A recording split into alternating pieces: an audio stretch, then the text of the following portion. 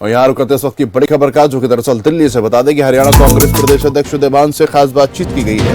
New मामले पर उदयभान ने खबरफाश पर रखी अपनी बात। न्यू मामले की गोपनीय रिपोर्ट खड़गे को सौंपी है। उदयभान ने इस बात का जिक्र किया और सुरक्षा कारणों के चलते हमारे दल को नहीं जाने दिया।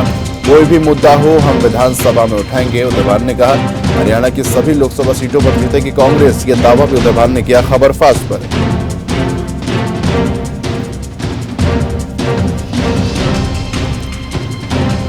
तो सुरक्षा कारणों के चलते हमारे दल को नहीं जाने दिया। मामले पर बोले खबरफाश पर उदयभान। लोकसभा सीटों पर भी उन्होंने दावा किया। उन्होंने कहा कि कांग्रेस लोकसभा की सभी 10 सीटें जीतेगी। उदयभान ने खबरफाश से बातचीत में यह दावा किया और कहा कि कोई भी मुद्दा हो हम विधानसभा में उठाएंगे। चलिए प्रियंका राय हमारी संवाददाता ने खास बातचीत की है। हरियाणा कांग्रेस के प्रदेश अध्यक्ष उदयभान जी हमारे साथ बात करने के लिए मौजूद हैं। सर, पहला सवाल, आप नू दौरे पर गए, आप लोगों ने ये जायजा लेने की कोशिश की कि परिस्थितियां कैसी हैं, लेकिन आप लोगों को रोक दिया गया। उसके बाद आपने ईमेल के माध्यम से एक रिपोर्ट मल्लिकार्जुन खड़गे को दिया। उस रिपोर्ट में आपने क्या कुछ कहा, क्या कुछ बताया उनको? नहीं, वो आपको बताने का नहीं है, कॉन्फिडेंशियल होता है। हमारी जो रिपोर्ट दी है हमने, जो हमें जो पता लगा वस्तु स्थिति, उसके बारे में पार्टी को अवगत कराया। वो बताने की चीज़ थोड़ी है, वो तो कॉन्फिडेंशियल मैटर है।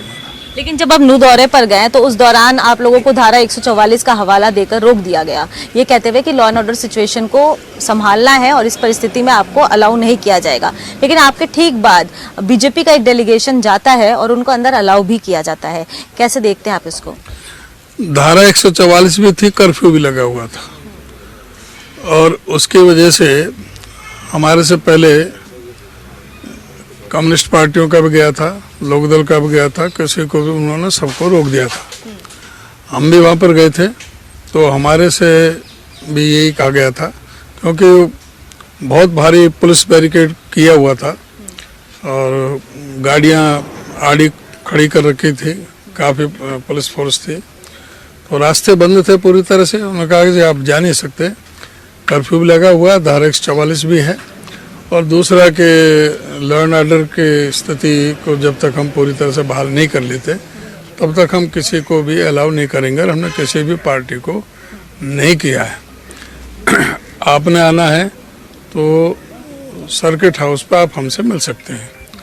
तो हमने कहा हमने आपसे क्या मिलना है, हमें जाना है साइट पर जहाँ पर मंदिर में ये घटना हुई। हमें मंदिर के एरिया में जाना है, हमें जाना है बाजार में जाना है जहाँ पर आगजनी हुई है, अनाज मंडी में जाना है और उन लोगों से मिलना है जो पीड़ित हैं, चाहे वो किसी भी समुदाय के हैं। हमें उनसे मिलना है। जो हमारा मकसद है, जिस मकसद के लिए आए हैं हमारा, उनसे है, हम उनसे मिलना चाहते हैं। उनका कि उनको हम आपको अलाउ नहीं करेंगे। तो हमने कहा फिर नहीं करेंगे तो हमें आपसे मिलने, हमें क्या मिलना है आपसे? कोई ये थोड़ी यूँ कि हमारे साथ आके चाय पी लो। हम क्या चाय पीने के लिए थोड़े आए हैं। हम लोगों की जो मौके पर जा कर के स्थिति देखना चाहते हैं, सारी परिस्थिति से अवगत कराना चाहते हैं। हम लोगों से शांति की अपील करने के लिए मौके पर यहाँ पर आए हैं। हमारा ये हाई पावर डेलीगेशन है, इसमें कई हमारे विधायक हैं, हमारे सांसद हैं दीपेंद्र हुड्डा जी, और सीनियर हमारे लीडर हैं। 9 आदमियों का हमारा डेलीगेशन है। हम 9 लोगों के लिए आपने इतनी पुलिस फोर्स यहाँ पर लगा रखी है। अगर उस समय ये आप इंतजाम करते हो तो ये परिस्थिति क्यों पैदा होती? तो हमने कहा कि आप हमें बेशक आप साथ में चलें, आपके अपनी टीम चले जाएं। हमने कोई यहाँ पे हमें शांति की अपील करने के लिए आ रहे हैं, कोई हम लॉ एंड ऑर्डर की स्थिति को ख़राब करने के लिए नहीं आ रहे। तो उन्होंने कहा कि हम अलाउ नहीं करेंगे। लॉ एंड ऑर्डर की जो स्थिति जब तक पूरी तरह से बहाल नहीं हो जाएगी, उसमें 3 दिन लगे, 4 दिन लगे, उसके बाद ही हम अलाउ करेंगे। तब तक हम किसी को भी नहीं जाने देंगे। पूरा हमारा जो additional DGP law and order है ममता सिंह, उससे बातचीत हुई। जो एडिशनल डीजीपी है अजीत बाला जोशी, उससे बातचीत हुई। डिप्टी कमिश्नर से बातचीत हुई। तो जब उन्होंने हमारी बात नहीं मानी और उन्होंने कहा कि तो फिर हमें वापस लौटना पड़ा। सर, आगे विधानसभा का सत्र शुरू होना है हरियाणा में। नू का मामला लगातार कांग्रेस उठाने को लेकर अपनी बात भी कह रही है। नू के साथ साथ और कौन से वो मामले होंगे, वो कौन से मुद्दे होंगे जो इस बार विधानसभा में आप लोग रखते हुए नजर आएंगे? एक तो मैं इस संदर्भ में नूह के मामले में मैं हरियाणा की जनता को बहुत बहुत बधाई देना चाहूँगा कि उन्होंने ऐसी परिस्थितियों में जब हमारे भाईचारे को बिगाड़ने का प्रयास किया गया, इस प्रदेश को सांप्रदायिकता की आग में झोंकने का प्रयास किया गया, वो हमारे प्रदेश की जनता ने विफल कर दिया। और इस समय पूरी तरह से लोगों ने इनको जब नकार दिया तो वो शांति जो है वो बहाल हो रही है। और वहाँ तो मेवात के एरिया में कोई झगड़ा नहीं है, ये बाहर के लोग जो गए थे उसकी वजह से परिस्थिति बनी, लेकिन आज शांति है। और उसके लिए मैं तो हरियाणा प्रदेश की जनता को मैं बहुत बधाई देना चाहूँगा। और जहाँ तक मुद्दे हैं, मुद्दों की तो भरमार है सारे प्रदेश में इस समय। खैर बड़ा इशू तो यही है जो अभी जो हालात बने हैं, उसके अलावा जो सरकार में सभी जो दूसरे जो मुद्दे हैं, चाहे वो सर्विसेज का है, अभी आपने देखा होगा कि स्टाफ सिलेक्शन कमीशन का CET हुआ, कॉमन एलिजिबिलिटी टेस्ट, और उसका HPSC का हुआ। HPSC का एक दिन के अंतर पे, HPSC का और HSSC का, और दोनों में 41 क्वेश्चन जो है वो सेम रिपीट हो रहे हैं। तो इससे ज़्यादा क्या दुर्भाग्यपूर्ण होगा। ये सरकार पूरी तरह से विफल सरकार है। और मैं समझता हूँ ये कोई ऐसा लगता है कि कोई षड्यंत्र के तहत बार बार इस तरह से हमारे नौजवानों के साथ में खिलवाड़ किया जा रहा है। लगभग 40 बार पर्चे लीक हुए हैं, पेपर एक जैसे आ रहे हैं। तो उससे जो है ना ये लगता है कि भाई ये सरकार में ज़रूर कोई ना कोई ऐसा जिसको ये छुपाना चाह रहे हैं, इसके बारे में भी पता लगना चाहिए कि भाई ऐसा क्यों है, ये बार बार क्यों पर्चे लीक हो रहे हैं, क्यों हमारे नौजवानों को रोज़गार ये सरकार नहीं दे पा रही है।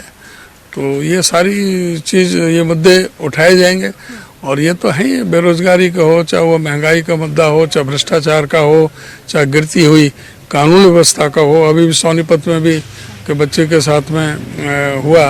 तो इस तरह की जो कानून व्यवस्था में जो आज हरियाणा पूरी तरह से देश में नीचे से नंबर 2 है।